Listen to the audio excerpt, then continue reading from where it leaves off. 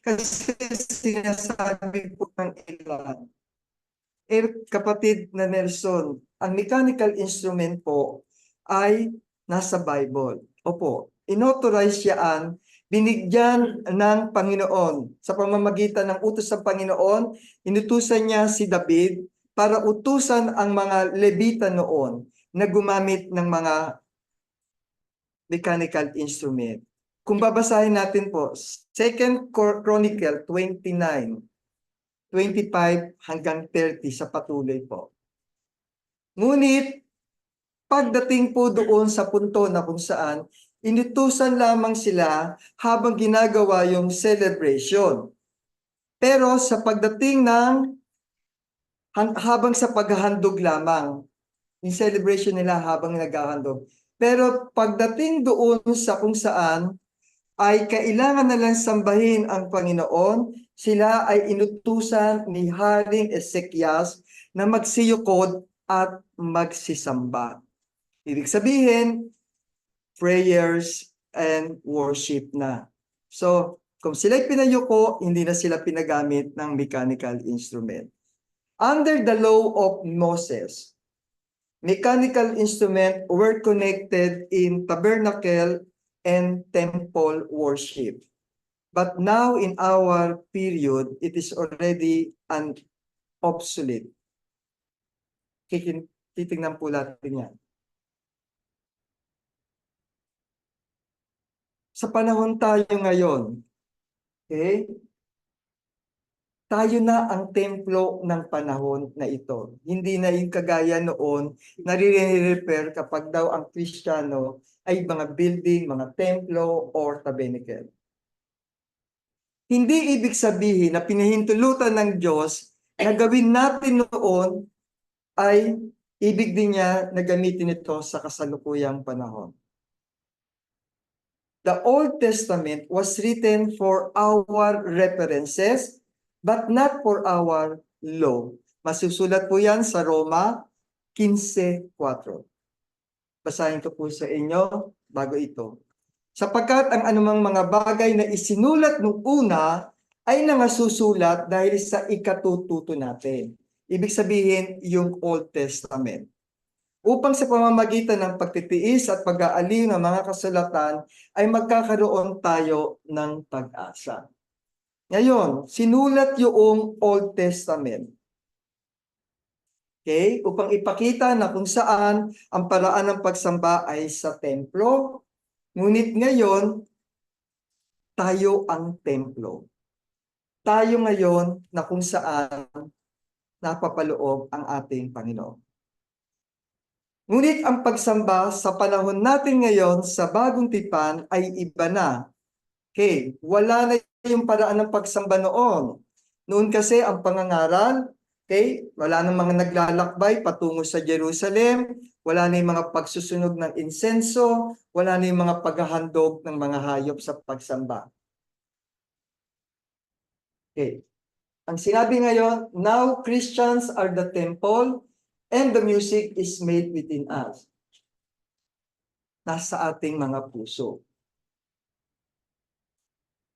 At kung tayo ang templo, tinuro dito sa Ephesians na kung saan, na kayo'y mangag-usapan ng mga salmo at mga himno at mga awit na ukol sa Espiritu na nangag-aawitan at nangagpupuri sa inyong mga puso sa Panginoon.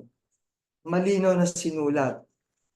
Mayroon po bang nakasulat dito na sa ating pag-awit gagamit tayo ng mechanical instrument?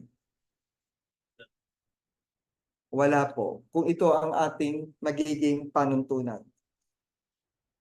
A worship must be offered exactly the way God specified. Kung ano ang inutos sa atin ng Panginoon, yun lang ang dapat nating gawin. John 4:24, ang sabi niya, sabi dito, God is a spirit, and they that worship Him must worship Him in spirit and in truth. Malinaw po, ang Diyos ay espiritu at ang mga nasa Kanya ay nagsisisamba ay kinakailangan magsisamba sa espiritu at katotohanan. tanungin po natin yung ating mga sarili bilang isang individual. Does God accept our worship in spirit?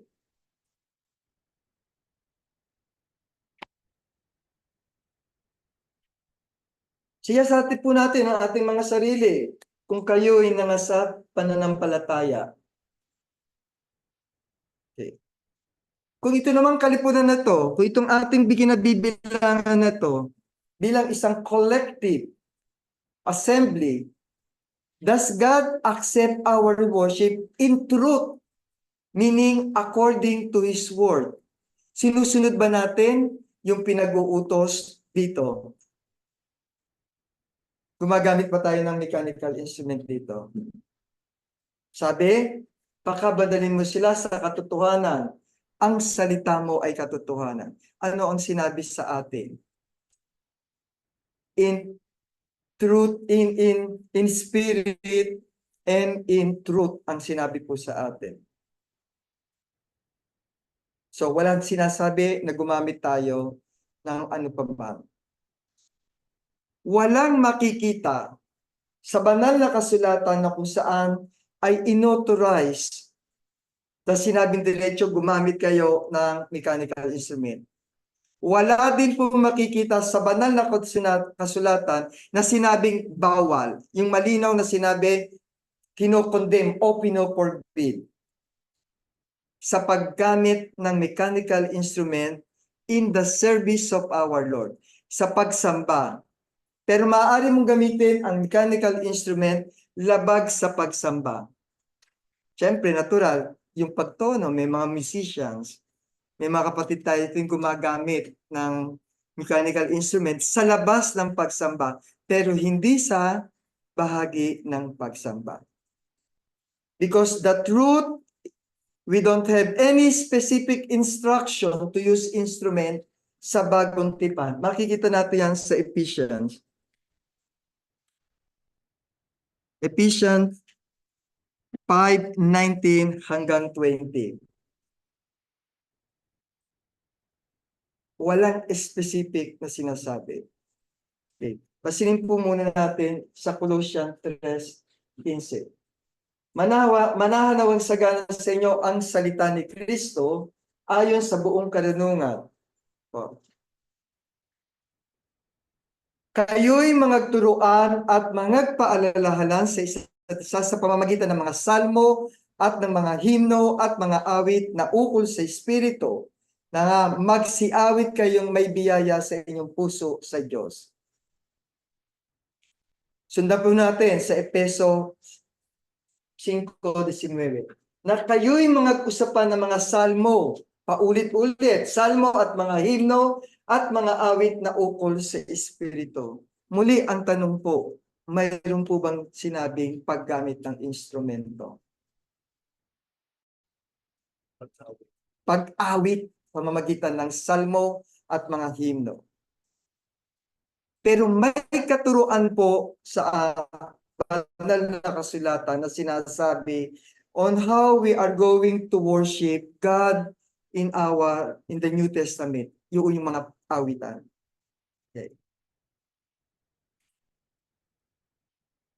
The Greek word singing, making melody, ibig sabihin po niyan ay salyo, na ang ibig sabihin pag-awit within the heart, sa puso.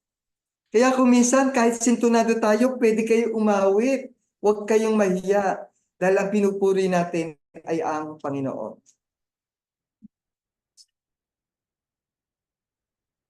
Mechanical instruments are not authorized in the New Testament na kung saan siya ay sinusunod natin sa kasalukuyan natin sa panahon ng ating Panginoong Jesucristo. God specified singing as the type of music na kung saan ay gagamitin. Ito ay ilan lamang sa mga supporting chapter and verses na nagsasabi na kung saan ang ating gagawing mga pagpupuri sa pamamagitan ng ating mga pag-awit, okay, ay ayon sa Espiritu. Lahat po ito, walang binanggit na kailangan gumamit tayo na ano pa mang mechanical instrument.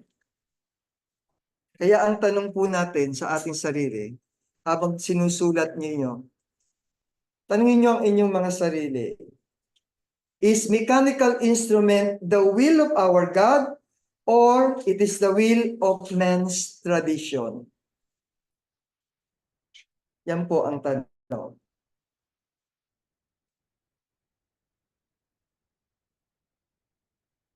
First Timothy 1:3 ang sabi dito, kung paanong ipinamahi ko sa inyo na ikaw ay matira sa Epeso nang pumaparoon ako sa Macedonia upang mapagbilin mo sa ibang tao na huwag magsipagturo ng ibang aral.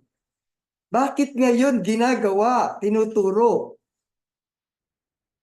Hindi po ito tinuro ng ating Panginoon sa Kristo. Kung babasahin niyo sa John, kalawang John, yung buo, 9, isang chapter lang po ang 2 John.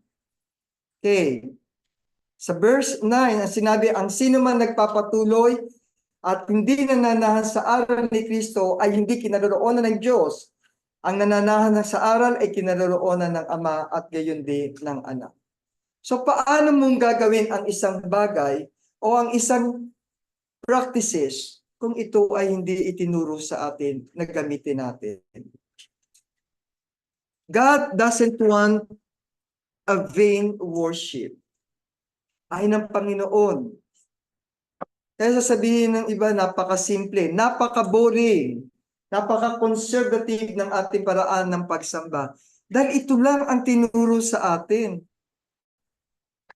Hindi tayo dapat magdagdag, hindi tayo dapat magbawas. Pansinin po ninyo sa Mateo 15. Sabi dito, dadapot walang kabuluhan ang pagsamba nila sa akin na nagtuturo ng kanilang mga pinakaaral, ang mga utos ng mga tao. Mapapansin nyo yung iba ngayong kongregasyon, ano yung mga may mga natatanging mag-aawit sa unahan. May choir, may dancing sa unahan ng pagsamba.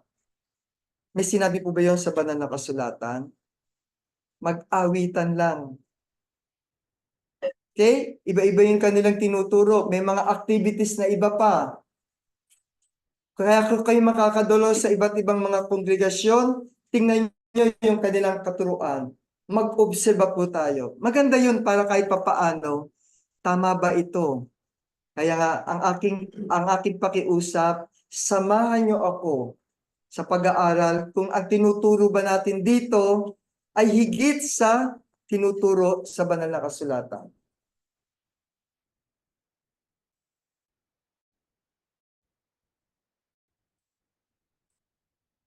Sa bagong tipan, kapatid na Nelson, tinuturo din po ang paggamit ng, meron ding mga nasusulat sa New Testament na gumamit din yung mga unang Kristiyano ng mechanical instrument. Oo, meron.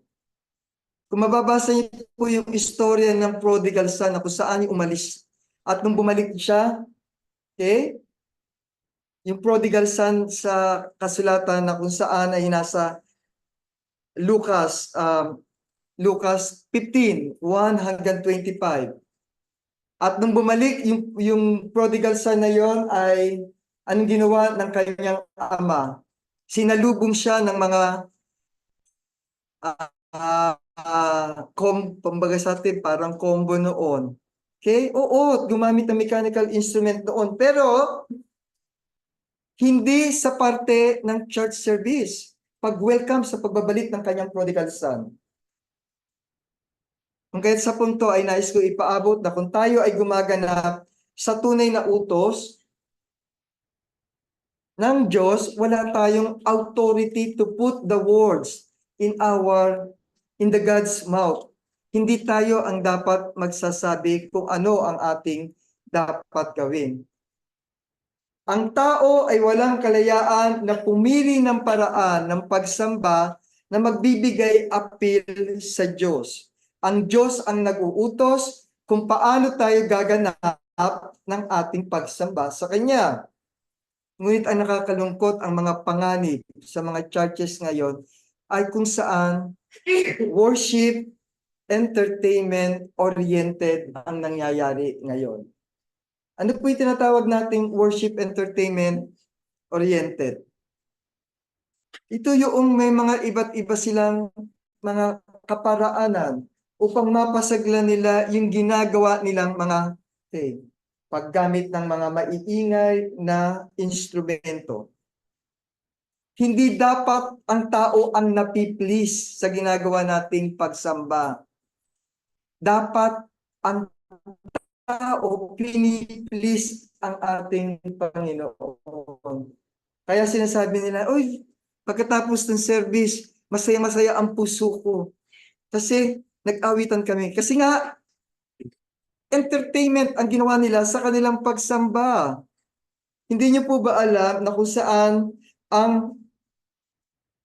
ang tinatawag na yung instrument na yan ay may tawag dito ay artificial appealing para mag-init ang inyong pakiramdam sa pagsamba. Pero hindi to ang inuutos. At doon sa those playing mechanical instrument during the worship are called performer. They are not worshiper. Because they are pleasing the audience, not the God, our God. Hindi po ba't pag maganda ang boses nila, nasa unahan sila, ano sasabihin ng mga nakikinig? Ang ganda ng boses ng anak ni ganito, ni kapatid na ganito. So, nagiging worship entertainment oriented ang ginagawa nilang paglilingkod sa ating Panginoon. And they practice much, concentrating for the eyes of the audience. Ang mahalagang bagay na dapat nating gawin ay hindi makuha ang atensyon ng crowd, but what pleases to our God according to His instruction. Because we believe that the mechanical instrument is the artificial form of arousing our affection. Nadidistract yung ating atensyon, yung solemn ng ating pagsamba. Kung kaya't dito'y tinatawag, it is a church tradition and not a church scripture. Kung kaya't hindi natin ginagamit ang mechanical instrument because we don't have the authority from our God to do so. Walang inutos po sa atin. The use of mechanical instrument is an addition to the Word of God. Makikita niyo po yan sa Revelation 22:18 hanggang 19. Okay? Sino man ang magdagdag sa mga ito ay dadagdagan siya ng Diyos ng mga salot. Sino man ang magbawas ay aalisin ng Diyos ang kanyang bahagi sa punong kahoy ng buhay. O bakit pa kaya natin kailangan dagdagan? Bakit natin, meron ba tayong inalis? Okay. Kung ano lang ang inuutos, yun lang ang susundin natin. Pansinin nyo, inutusan si Noah na kung saan gamitin niya ang gopher wood sa paggawa ng Noah's Ark. Sinunod ni Noah. Lumubog ba yung arko? Hindi. Dahil sinunod niya yung utos.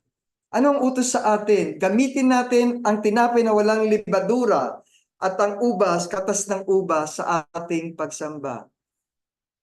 Anong ginagawa ng iba? Tasty or ano po? Ay ang linaw, no? Nung inutusan si Noah, sinabi sa kanya, sa Genesis 6:14, sinabi niya rito, gopher wood lang ang gagamitin ni Noah.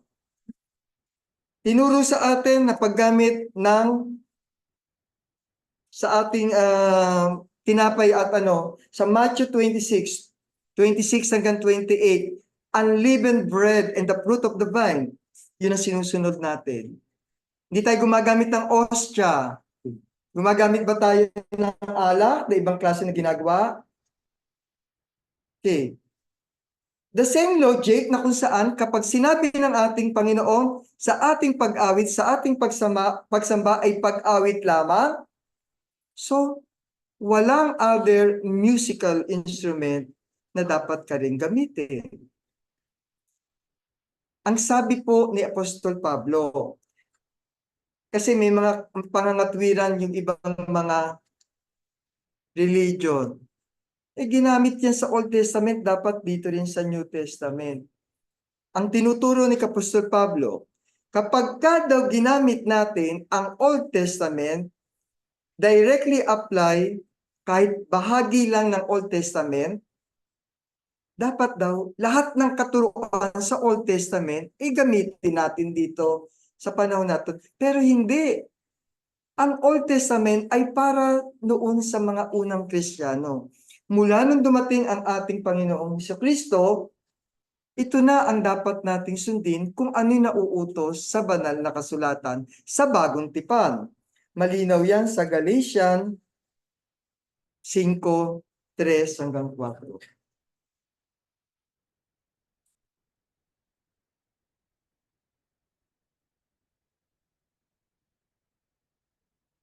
Kaya nakakalungkot kung sakasakali na ang anumang pagdadagdag o pagbabawas ay magiging malaking issue sa atin.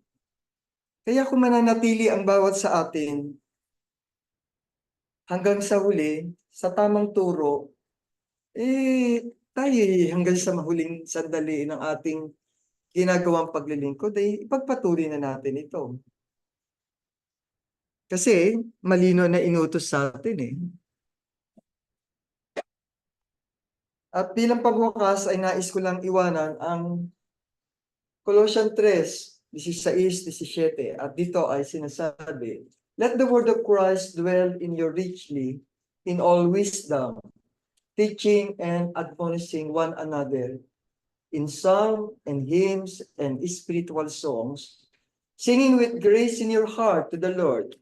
And whatever you do in word or deed, do all in the name of the Lord Jesus, giving thanks to God the Father through Him. Sana po ay maging kalinawagan, lalo na sa ating mga bagong mananampalataya, sa mga nakikinig dyan, sa ating mga kabataan, kung bakit at na pinaglalaban at tinuturo ng Iglesia ni Cristo ayon sa bagong tipan, ang hindi paggamit ng anumang mechanical instrument sa larangan ng ating pagsamba dahil ito ay malinaw na tinuro ng ating Panginoong Jesucristo. Magandang umaga sa inyo. Thank you.